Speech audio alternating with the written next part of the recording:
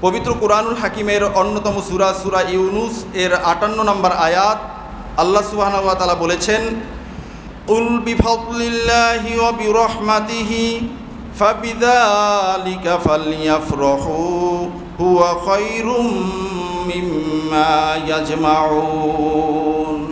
আল্লাহ সুবহানাহু ওয়া তাআলা বলেছেন, কুল, হাবিব, বন্ধু আমার, দোস্ত আমার, গোটা পৃথিবীর মানুষদেরকে আপনি জানিয়ে দেন। বলুন সুবহানাল্লাহ। কাদেরকে জানিয়ে দিতে বলছেন? আমাদেরকে কিয়ামত পর্যন্ত আগত যত মানুষ থাকবে, আসবে, তাদের সবাইকে জানিয়ে দেওয়ার জন্য বলেছেন। কি জানিয়ে দেওয়ার জন্য বলছেন? বিফাদলিল্লাহি ওয়া বিরহমাতিহি, মানুষদেরকে আমি আল্লাহ রাব্বুল আলামিন ফদল করেছি, অনুগ্রহ করেছি। ওয়া বিরহমাতিহি, এবং আমি রবের পক্ষ থেকে তাদেরকে রহমত দিয়েছি। ফাবিযালিকা ফালইয়াফরাহু, আর আমার পক্ষ থেকে এই ফদল এবং রহমত পাওয়ার কারণে তাদেরকে আপনি খুশি হওয়ার জন্য বলে দিন। বলছেন যে তোমাদেরকে আল্লাহ তাআলা ফদল দিয়েছেন, অনুগ্রহ করেছেন, রহমত দিয়েছেন। এই দুইটা জিনিস পাওয়ার কারণে আল্লাহ তাআলা তোমাদেরকে খুশি হতে বলেছেন। সুবহানাল্লাহ বলেন। কি হতে বলেছেন? তার কারণ আমরা মুসলমান, আমাদেরকে আল্লাহ তাআলা ফদলও করেছেন, রহমতও নাজিল করেছেন আমাদের জন্য। ঠিক কিনা বলেন? একটা হলো ফদল এবং একটা হলো রহমত। মনে রাখতে হবে কিন্তু আজকের এই আলোচনাটা পুরা একটা তাফসিরের ক্লাস মনে করবেন। আল্লাহ তাআলা বলেছেন, কুল বিফাদলিল্লাহি ওয়া বিরহমাতিহি, হাবিব আমার, বন্ধু আমার, আপনি গোটা পৃথিবীর মানুষদেরকে জানিয়ে দেন আমি আল্লাহ সুবহানাহু ওয়া তাআলা তাদেরকে রহমত করেছি, আমি আল্লাহ সুবহানাহু ওয়া তাআলা তাদেরকে দয়া করেছি। ফাবিযালিকা ফালইয়াফরাহু, এজন্য যেন তারা প্রত্যেকেই খুশি হয়ে যায়। সুবহানাল্লাহ। খুশি হতে বলেছেন কাদেরকে? মানুষদেরকে। কাদেরকে বলেন? আবার মানুষদের ভিতরে কাদেরকে? মুসলমানদেরকে। কাদেরকে বলেন? মুসলমানদেরকে। আয়াতের এই অংশটুকু আমরা এখন তাফসির থেকে দেখব। ফদল শব্দের অর্থ হলো অনুগ্রহ, আর রহমাত তো রহমাত, আল্লাহ তাআলার দয়া, দান, এটা তো আমরা বুঝি। রহমাত এই কথাটা আমাদের খুব পরিচিত। এখন এখানে দুইটা জিনিস আল্লাহ তাআলা দিয়েছেন, এই দুইটা জিনিসের ক্ষেত্রে আমাদেরকে খুশি হওয়ার জন্য বলছেন। যেহেতু আমরা দুইটা জিনিস পেলাম, আমাদেরকে খুশি হতে হবে। আল্লাহ তাআলার নির্দেশ, আল্লাহ তাআলার পক্ষ থেকে এটা আদেশ। এখন এই দুইটা জিনিস দ্বারা কি বোঝানো হয়েছে? বর্তমানে ইউটিউবের ভিতরে ঢুকলে এই দুইটা জিনিস নিয়ে শুধুমাত্র ইখতিলাফ। ওলামায়ে কেরামরা বলে, বক্তারা বলে, খতিব সাহেবরা বলে, তাফসিরে পড়েছি, তাফসিরের ভিতরে কোথাও রহমাতুল লিল আলামিনের কথা আমরা পাই নাই। কিন্তু আমরা দেখব এই যে তাফসির আমি ফটোস্ট্যাট করে নিয়ে এসেছি, তাফসিরে আদ-দুরুল মানসুর, এই তাফসিরের ভিতরে এসেছে। তাফসিরে রুহুল বায়ানের মাঝে এসেছে 4th খণ্ড 59 ছাপার মাঝে। তাফসিরে রুহুল মাআনি এর 11 খণ্ড 183 নম্বর ছাপায় এসেছে।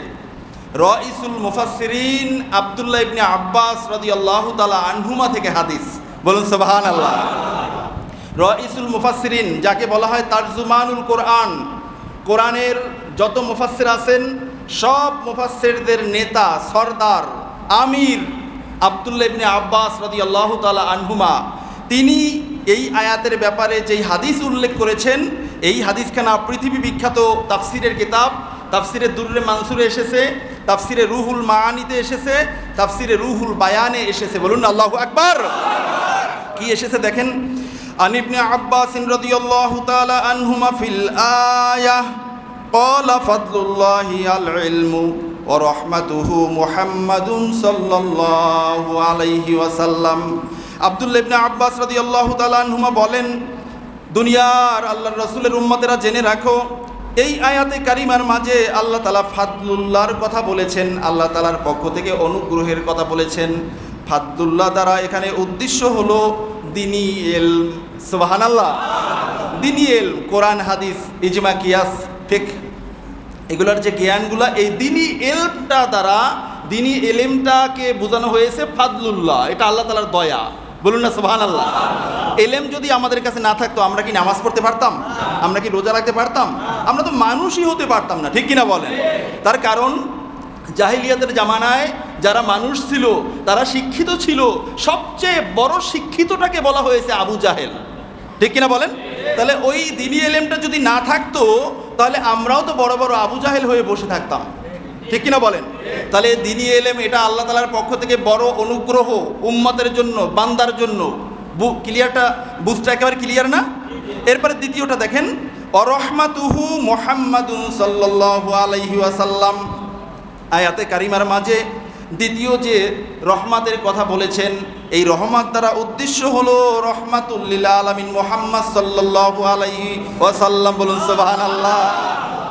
তাহলে তিনটা তাফসিরের ভিতরে আসছে ফাদলুল্লাহ দ্বারা আল ইলম, ইলমুন নাফে, উপকারী জ্ঞানটাকে বোঝানো হয়েছে, আর অরহমাতুহু দ্বারা উদ্দেশ্য হলো রহমাতুল লিল আলামিন, সাইয়্যিদুল মুরসালিন, শাফিউল মুজনিবিন। এখন আল্লাহ তাআলা বলছেন এই দুইটা জ্ঞান, এই দুইটা বিষয় আমি যাদেরকে দিয়েছি তারা যেন ফাবিযালিকা ফালিয়াফরাহু, এই দুইটা নিয়ামত পাওয়ার পরে তারা যেন খুশি হয়ে যায়। আল্লাহু আকবার। তাহলে এই দুইটা নিয়ামত আমাদের আছে কি নাই? আমাদের কাছে দ্বীনি ইলম আছে কি নাই? নাকি ইসলাম মানি বাপদাদার প্রথা অনুযায়ী, আমাদের পূর্বপুরুষদের দেখানো পদ্ধতি অনুযায়ী? আমরা ইসলাম মানি কোরআন সুন্নাহ অনুযায়ী। ঠিক কিনা বলেন? আর রহমাতুল লিল আলামিন আজ থেকে ১৫০০ বছর আগে পৃথিবীতে রহমাতুল লিল আলামিন হিসেবে আগমন করেছেন। আল্লাহ তাআলা দয়া করে তার হাবিবকে আমাদেরকে দিয়েছেন নবী হিসাবে, আর আমাদেরকে দয়া করে তার উম্মত হিসাবে কবুল করেছেন। এজন্য কি আমরা খুশি না বেজার? এই খুশিটার নামই হলো ঈদ। বলুন না সুবহানাল্লাহ। যদি খুশি হয়ে থাকেন, এই খুশিটারই প্রকাশ আল্লাহ তাআলা করতে বলেছেন। আল্লাহ তাআলা বলেছেন ফাবিযালিকা ফালিয়াফরাহু, তোমাদেরকে আমি এই দুইটা নিয়ামত দিয়েছি, এই দুইটা নিয়ামত পাওয়ার পরে তোমরা যেন খুশির প্রকাশ করো। বলুন না সুবহানাল্লাহ। তাহলে আমরা কি খুশি না বেজার? তাহলে রহমাতুহু দ্বারা উদ্দেশ্য রহমাতুল লিল আলামিন। ঠিক কিনা বলেন? তাফসিরে রুহুল মাআনির মাঝে এ পর্যন্তই শেষ। তাফসিরে দুররে মানসুরের মাঝে এরপরে আরেকটু বৃদ্ধি করা হয়েছে, সেটা হলো এখানে অরহমাতুহু মুহাম্মাদুন সাল্লাল্লাহু আলাইহি ওয়াসাল্লাম। হাফিজুল হাদিস আল্লামা জালালউদ্দিন সুয়ুতী রাহিমাহুল্লাহ তাআলা বলেছেন রহমাতুহু দ্বারা মুহাম্মদ সাল্লাল্লাহু আলাইহি ওয়াসাল্লাম উদ্দেশ্য। আর এটা আমি নিজের মন গড়া তাফসির আমি করি নাই, বরং এই তাফসিরে দুররে মানসুরের মাঝে অনেক তাফসির এসেছে, যেই তাফসিরগুলো তাফসিরুল কোরআন বিল কোরআন করা হয়েছে। রহমাতুহুর অংশের তাফসিরটাও ঠিক একই রকম করা হয়েছে। আল্লাহ সুবহানাহু ওয়া তাআলা সূরাতুল আম্বিয়ার ১০৭ নম্বর আয়াতে আল্লাহ তাআলা বলেছেন ওমা আরসালনাকা ইল্লা রাহমাতাল লিল আলামিন। আল্লাহু আকবার। আল্লামা জালালউদ্দিন সুয়ুতী রাহিমাহুল্লাহ তাআলা বলছেন, আল্লাহ তাআলা বলেছেন অরহমাতুহু, অরহমাতুহু দ্বারা যে আমি আল্লাহর রাসূলকে বুঝাইছি, এটা আমি নিজের থেকে বুঝাই নাই, বরং এটা সূরা আম্বিয়ার ১০৭ নম্বর আয়াতে আল্লাহ তাআলা বলেছেন আল্লাহ তাআলা তার বন্ধুকে গোটা সৃষ্টির জন্য রহমত হিসাবে প্রেরণ করেছেন। বলুন না সুবহানাল্লাহ। তাহলে আল্লাহ রহমাতুহু দ্বারা তো ওই রহমাতুল লিল আলামিনকেই বুঝাইছেন। ঠিক কিনা বলেন? তাহলে এই তাফসির নিতে আমি মৌলবীর কাছে আসার দরকার নাই, এই তাফসির নেওয়ার জন্য মুফতি সাহেবের যারা যাওয়ার দরকার নাই, এই তাফসির নেওয়ার জন্য বক্তা সাহেবের কাছে যাওয়ার দরকার নাই, বরং কোরআনুল কারীমটা যারা পড়তে পারে, বুঝে শুনে যদি পড়ে, এই জায়গায় পড়বে অরহমাতুহু ফাবিযালিকা ফালিয়াফরাহু। আবার একটু সামনে এগিয়েই পড়বে সূরাতুল আম্বিয়ার মাঝে ওমা আরসালনাকা ইল্লা রাহমাতাল লিল আলামিন। এই আয়াত পেয়ে বান্দা বুঝে যাবে যে ওখানে রহমাতুহু দ্বারা রহমাতুল লিল আলামিনকেই বোঝানো হয়েছে। ঠিক কিনা বলে? তাহলে আমাদের কাছে স্পষ্ট বুঝতে আসছে না রহমাতুহু দ্বারা উদ্দেশ্য কি? নবীজি। রহমাতুল লিল আলামিন, রহমাতুহু দ্বারা উদ্দেশ্য কি? নবীজি। আর ফাদলুহু দ্বারা উদ্দেশ্য কি? ইলম। ফাদলুহু দ্বারা উদ্দেশ্য কি? ইলম, দ্বীনি ইলম, দ্বীনি জ্ঞান, ইলমে নাফে যেটাকে বলা হয়েছে। এই দুইটা জিনিস আমাদের ক্লিয়ার। এখন যারা এটার বিপক্ষে বলে, তারা বলে কি যে এই রহমাতুহু দ্বারা বোঝানো হয়েছে ইসলাম, আবার কেউ কেউ বলেছেন কোরআন। তাহলে একটা বর্ণনায় আসছে রহমাতুহু দ্বারা কোরআন, আর একটা বর্ণনায় আসছে রহমাতুহু দ্বারা ইসলাম। ইসলাম পাইয়া যদি আপনি খুশি হইতে পারেন, একজন হাফেজে হাদিস এবং পৃথিবী বিখ্যাত অনেকগুলো তাফসিরের মাঝে, তাফসিরে দুররে মানসুর, তাফসিরে রুহুল বায়ান, তাফসিরে রুহুল মানি, তাফসিরে কাবিরের মাঝে পর্যন্ত এসেছে রহমাতুহু দ্বারা উদ্দেশ্য হলো রহমাতুল লিল আলামিন। তাহলে এই ক্ষেত্রে রহমাতুল লিল আলামিনের জন্য আপনি খুশি প্রকাশ করতে পারবেন না, আপনি মুসলমান হয়ে খুশি প্রকাশ করবেন। আপনি মুসলমান হইলেন কার মাধ্যমে? ঠিক কিনা বলেন? আমরা একটা চাকরি যদি আমাদেরকে কেউ দেয়, আমরা আগে খুশি হই যিনি চাকরি আমাকে দিয়েছেন তার উপরে, যে ভাই আপনি আমাকে দয়া করেছেন, আমাকে এত সুন্দর একটা পদ দিয়েছেন, আমাকে পদে তারাকি দিয়েছেন, আমাকে আপনি এত সুন্দর একটা পদে অধিষ্ঠিত করেছেন, ওই ব্যক্তিকে আমরা আগে খুশি করে দেই, ঠিক কিনা বলেন? তাহলে ইসলামটা পাইলাম রহমাতুল্লিল আলামিনের মাধ্যমে। এবং এই তাফসির পৃথিবী বিখ্যাত বড় বড় মুফাসসিররা করছেন। আপনারা এটা কি দেখেন না? এটা কি বোঝেন না? এটা যদি বোঝেন তাহলে একটা কেন বলেন, আরেকটা কেন বলেন না?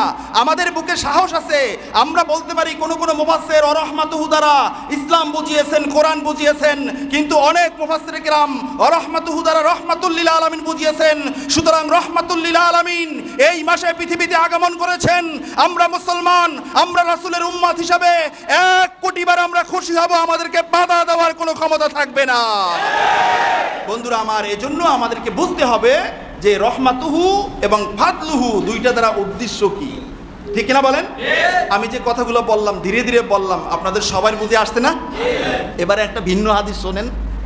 এই রহমাতুহু দ্বারা আরো কি বুঝিয়েছেন? হাদিসখানে এসেছে ইবনু আসাকিরের মাঝে। ইবনু আসাকিরের মাঝে এই হাদিসখানাও আল্লামা হযরত সাইয়েদনা আব্দুল্লাহ ইবনে আব্বাস রাদিয়াল্লাহু তাআলা আনহুমা বর্ণনা করেছেন। কি বলছেন দেখেন, عن ابن عباس رضي الله تعالى عنهما قال بفضل الله قال النبي صلى الله عليه وسلم وبرحمته قال علي بن أبي طالب رضي الله تعالى عنه سبحان الله।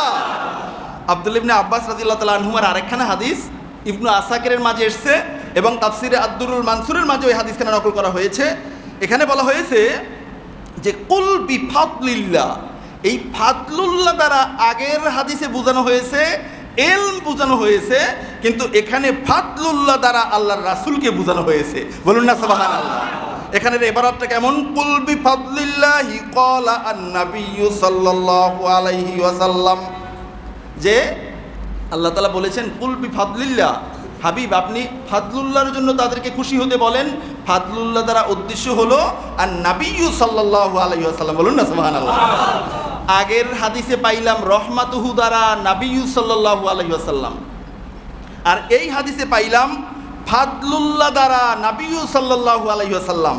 তাহলে আপনারা কোথা থেকে বলেন যে এখানে রহমাতুল্লিল আলামিনের কথা নাই, বরং তাফসিরের মাঝেই তো এসেছে ফাদলুল্লাহ দ্বারাও আল্লাহর রাসূল উদ্দেশ্য, রহমাতুল্লিল আলামিন দ্বারাও আল্লাহর রাসূল উদ্দেশ্য, ঠিক কিনা বলে? তাহলে এই তাফসির পারলে কাটেন। একজনে একটা ভিডিও কল করছে, সে বলতেছে যে আমি তো তাফসিরে ইবনে কাসির পড়েছি, সেখানে আমি পাই নাই, সেখানে পাই নাই। উনি একটা বড় মসজিদের খতিব, উনি এসে বলতেছেন যে দেখেন এখানে রহমাতুহু দ্বারা মুহাম্মদ সাল্লাল্লাহু আলাইহি ওয়াসাল্লামকে বোঝানো হয়েছে, এটা বলা যাবে না, কারণ এই যে আমার সামনে তাফসির, এই তাফসিরের মাঝে রহমাতুল্লিল আলামিনের কথা এখানে নাই। তো আপনি একটা তাফসির পড়ছেন, শত শত তাফসির রয়েছে, আপনি একটা তাফসির পড়া বিশ্বজোড়া মুফাসসিরে কোরআন হয়ে গেছেন, এই অধিকার আপনাকে কে দিয়েছে, ঠিক কিনা বলেন? আমার বাসায় 20টা তাফসির আছে, 20টা। এক একটা তাফসির 32 খণ্ড পর্যন্ত, সর্বোচ্চ তাফসিরে কাবির 32 খণ্ড পর্যন্ত, কোনোটা 20 খণ্ড, কোনোটা 18 খণ্ড, কোনোটা 12 খণ্ড পর্যন্ত।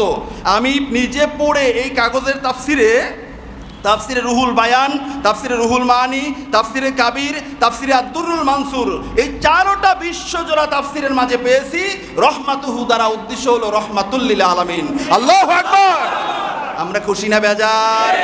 এই খুশি হতেই তো আল্লাহ বলেছেন ফাবিযালিকা ফালিয়াফরাহু, ও আমার বান্দারা তোমাদেরকে আমি দয়া করেছি, অনুগ্রহ করেছি, রহমত দিয়েছি, ফদল দিয়েছি, এজন্য উচিত তোমরা আমি রবের কাছে খুশি প্রকাশ করবে।